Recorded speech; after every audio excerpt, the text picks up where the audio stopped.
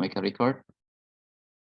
Ya, kemarin saya sudah menjelaskan 5 skill yang penting gitu ya dalam penguasaan listening comprehension test. Yang pertama adalah focus on the last dialogue, so it means that you just focus on the second speaker. Ya, jadi fokus ke second speaker sebelah sininya gitu ya, karena yang dipertanyakan adalah second speaker-nya. Terus skill yang kedua adalah kita harus bisa menjawab dengan sinonim.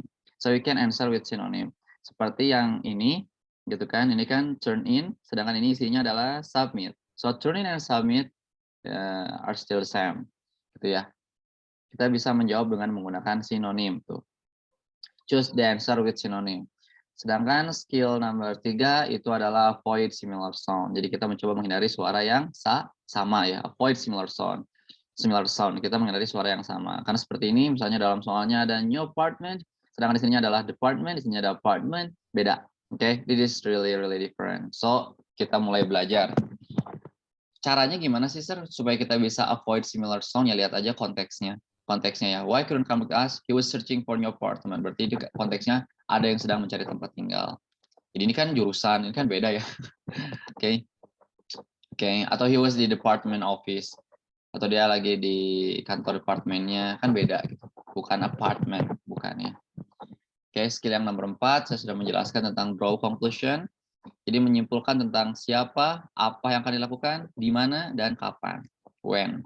Ya, satu lagi lupa. When. Gitu ya. Ini secara tidak langsung merupakan soal inference. Jadi kita sendirilah yang harus menyimpulkan. Ya. Skill number 5, saya sudah menjelaskan tentang listen for who and what in passive. So you need to focus on subject and what, focus on verb gitu ya. Jadi kalau misalkan di sininya soalnya aktif, tiba-tiba di opsi jawabannya ada yang pasif, it could be the answer. It probably the right answer gitu ya. Itu pasti jawaban yang benarnya gitu. Nah, karena harus tahu ya penggunaan kenapa who dan what gitu yang harus ditekankannya. Ya karena kan ini yang bakal membuat pasif. Kan kalau misalnya subjek verb ini kan aktif. Subjek verb objek ini kan aktif gitu ya, biasa aja. Sedangkan kalau membuat pasif berarti objek plus to be plus verb yang ketiga gitu ya. Jadi ini penting. Oke, seperti itu. Nah, sekarang kita maju nih. Sekarang kita maju ke skill number 6. Nah, take a look at here.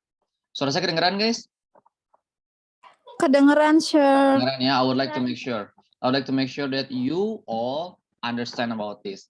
Saya mau meyakinkan, memastikan bahwasanya kalian semua paham gitu. Makanya saya suka nanya, kedengeran nggak? Kedengeran is just for make sure, okay? Just to make sure. Nah, ini skill number 6. Listen for who and what with multiple noun. With multiple noun. So, just in case if there is a multiple noun, you need to be aware of it. Kalian harus benar-benar waspada jika ada multiple noun. Apa itu multiple noun? Multiple noun itu jika ada subjeknya ada 2 gitu. Subjeknya ada 2, kata bendanya ada 2, hati-hati. Oke. Nah, misalnya nih, si Men bilang, do you know who is in the band now? Do you know who's in the band now? I heard that Mara replaced Robert in the band. I heard that Mara subjek 1 replaced Robert in the band. Robert subjek 2. Ini kan ada 2 nih, multiple noun. So, jadi kalian harus benar-benar ngeh gitu, paham yang mana nih yang bakal dipertanyakan. Si narator langsung nanya, what does the woman say about the band? Itu kan lagi-lagi mempertanyakan second speaker. What does the woman say about the band? Kira-kira apa nih yang dibicarakan tentang bandnya? Ya, I heard Mara replace Robert. Berarti Mara menggantikan Robert. Berarti isinya yang mana? Di opsi A sampai di yo, pelan-pelan. Ini kelihatan, ini padahal kelihatan loh skripnya. Kalau nanti kan nggak kelihatan skripnya. Ya, berarti so it's a lot easier. Oke. Ini lebih mudah kan. I heard Mara replace Robert. Berarti Mara menggantikan Robert. It means that D. ya, betul sekali. Mara took Robert place in the place. Oke. Jadi Mara mengambil posisinya si Robert di bandnya. Oke. Seperti itu. So, karena ada 2 tuh ya, multiple noun-nya ada Robert dan Mara. Iya benar, Mara dan Robert. Ada 2 tuh multiple noun. Inilah maksud dari multiple noun. Oke. Nah, strateginya adalah, jadi saat ada lebih dari 1 kata, benda, atau orang, atau kata ganti orang pada kalimat dalam dialog, perhatikan baik-baik, karena hal itu dapat membingungkan, ya, tentang siapa dan apa yang dilakukan. So, you need to be focused on it. Karena emang listening mah, makanya orang-orang yang baru beres ngerjain TOEFL tuh suka mukanya tuh arah-arahnya gini. Ada yang rambutnya berdiri lah, ada yang mengkerut lah mukanya tuh. Emang ya gimana lagi, emang mengeluarkan seluruh kemampuannya gitu. Fokusnya tuh bener-bener. Fokus-fokusnya tuh bener-bener gitu. 2 jam dong. Ya. Oke, number 7. Tadi kan number 6, beware of multiple noun. Hati-hati dengan kalau misalkan subjeknya ada 2 atau kata bendanya ada 2. Skill number 7, listen for negative expression. Negative expression. I have ever told you about that, right? In inversions, ya. Ungkapan negatif sangat umum dalam soal dialog pendek. Jawaban nanti katanya mengandung makna berlawanan, so opposite. Jadi maksudnya adalah negatifnya tuh nggak pakai not, itu biasanya. Biasanya isinya tuh di sininya memang pakai not, tapi isinya tuh nggak pakai not. Contohnya gimana? Nih, ya sebelah sini nih. Simen bilang nih, how 5 hours? Bagaimana mereka bisa nyampe di rumah ini gitu ya? Di Maine dalam hanya dalam 5 jam gitu. Bagaimana nih? Terus si womannya bilang, they didn't drive slowly on the trip to Maine. They didn't drive slowly, berarti dia tidak mengendarainya dengan lambat. They didn't drive slowly. It means that they drive fast. Kan gitu ya? They didn't drive slowly. What does the woman say about the trip? Oke. Nah, what does the woman say? Berarti mempertanyakan second speaker lagi tuh. Isinya adalah jelas banget. Berarti isinya adalah yang A ya.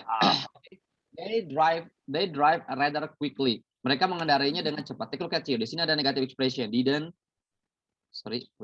expressionnya adalah did not drive. Ini kan negatif ya. Isinya adalah bakal menjadi positif. Ini kan negatif nih, didn't drive slowly. Berarti positif. Rather quickly. Nah, inilah maksudnya. Di sininya listen for negative expression. Ini negative expressionnya. Karena nanti di opsi jawabannya itu bakal berbentuk positif. Oke, seperti itu guys. Ya. Didn't drive slowly sama dengan drive quickly. Kayak gitu. Oke. Nah, it is a little bit strategy for me. It is a little bit strategy for me. Take a look at here. Dengarkan kalimat ungkapan negatif nih. Negatif kan regular negatif, berarti kan biasa aja tuh ada not. Itu kan biasa ya, kan regular. Ada not gitu kan. Example, Tom is not sad about the result gitu ya. Expression other negatif kayak nobody, no one, nothing, never. Yang kemarin saya ajarkan hardly, barely. Example nih. Nobody arrived on time. Nobody arrived on time. Tidak ada satupun yang nyampe tepat waktu. Berarti ini kalimatnya positif negatif. Nobody arrived on time. Positif negatif? Negatif. Negatif. Very good. Betul sekali. Negatif ya karena ada nobody. Betul sekali. Sama halnya dengan Sal never works hard. Ada never. Berarti sama halnya negatif. Ya, never works hard. Oke, karena ini nobody on time ya sama dengan late. Never works hard ya sama dengan lazy. Kan gitu ya. Oke, negatif prefix. Prefix itu berarti awalan kayak misalkan love menjadi dislove, agree menjadi disagree. Apa ya? Regular menjadi irregular gitu. Happy menjadi unhappy, aktif menjadi inactive. Jadi kayak gitu itu menggunakan prefix. For example like this, the patient was insane. Was insane. Insane means not insane itu dari kata sane, not sane berarti crazy. Tidak sadar gitu. Sane itu sadar, insane tidak sadar atau tidak waras berarti crazy. Oke, not sane, insane berarti crazy. So this is the negative. Ya, jadi ini adalah negatif, contoh-contoh negatif gitu. Dan jawabannya tuh biasanya ada yang di sebelah sini nih. Correct answer-nya tuh ada di sininya nih. Not sad, oh berarti happy. Nobody on time, oh berarti late. Never work, oh berarti lazy. Insane, oh berarti crazy. Gitu jawabannya tuh. Oke, Araso. Paham?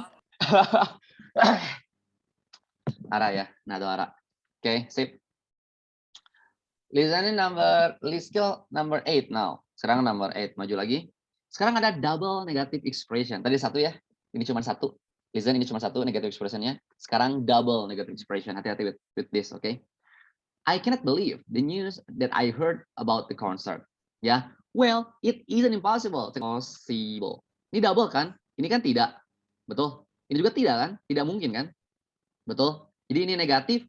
So it means like double negative expression. It's not impossible. Berarti kalau it's not impossible berarti tidak mungkin ya. Berarti mungkin kan ya? Betul? Ya. I cannot believe that the news I heard about the concert. Well, it isn't impossible for the concert to take place. Tidak mustahil untuk konser bisa diselenggarakan. What does the woman say about the concert? Berarti mempertanyakan second speaker again. Isinya yang mana nih? Yang C. Yang C, betul sekali. Di concert might take place. Might sama halnya dengan perhaps. Kemungkinannya bakal terjadi. Perhaps, kemungkinan bakal sama kayak probably, kemungkinannya bakal terjadi. Gitu ya. Seperti itu guys. Nah dalam listening comprehension juga ada yang disebut dengan negative expression. Kalau misalnya ada negative expression kan double. Jadi kayak apa ya, negatif tambah negatif. Gitu ya. Tapi ini isinya positif. Kalau negatif tambah negatif pasti isinya positif kan. Oke, seperti itu ya. Kalau merujuk ke matematika, Negatif tambah negatif yang negatif tetap ya. Oke, ini beda makna, oke. Ini beda makna. Kalau it's not impossible, ini ada negatif sama negatif, positif pokoknya maknanya dalam bahasa Inggris. Double negative expression. It isn't impossible. You are not imperfect. You are not imperfect. Berarti you are perfect. Gitu ya. Oke. Just like that. Nah, contoh-contoh yang lain nih, Situation, example-nya nih. Ini dengarkan ungkapan negatif ganda atau double negative expression. He didn't like the unclean office. He didn't like the unclean office. Berarti menyukai kantor, dia berarti menyukai kantor yang bersih kan. He didn't like the unclean office. It means that he likes the clean office. Gitu ya. Oke. It isn't snowing. They aren't going to the mountain. Implikasinya bahwa mereka akan pergi jika bersalju. It isn't snowing, so they aren't going to the mountain.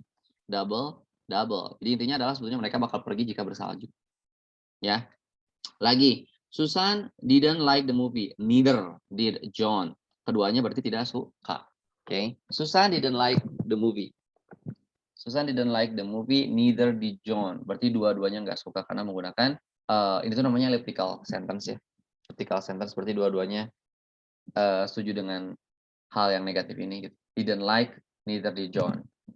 Kayak gitu, oke. So, yaitu dalam ungkapan negatif ganda. Seperti itu, guys. Ya, kita move lagi. Nah, look at here. Skill number 9, almost negatif. This almost negatif. Dalam soal dialog pendek, umumnya ditemukan kalimat negatif yang bermakna hampir. So it's like almost. Like what I ever taught you about this. Were you able